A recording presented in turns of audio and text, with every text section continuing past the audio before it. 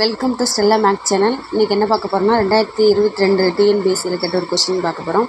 10 metre into 5 metre into 1.5 metre அளவுள்ள நீர் தொட்டியின் கொள்ளளவு யாதுன்னு கேட்டிருக்காங்க. இதை நம்ம LBH லென்த்து பிரெத்து ஹைட்டுன்னு வச்சுக்கலாம். அப்படி இல்லைன்னா A into A into A.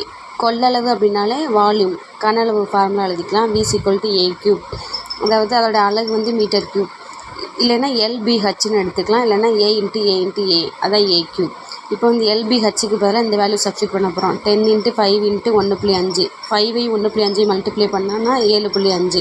இது ரெண்டையும் மல்டிப்ளை பண்ணேன்னா இந்த புள்ளி கேன்சல் ஆயிரும். 75 மீட்டர் க்யூப்போட அலகு. இப்போ ஆன்சர் என்ன இருக்குது, லிட்டரில் இருக்குது. அப்போ என்ன பண்ண போகிறோம், 1 metre cubes equal to 1000 litre.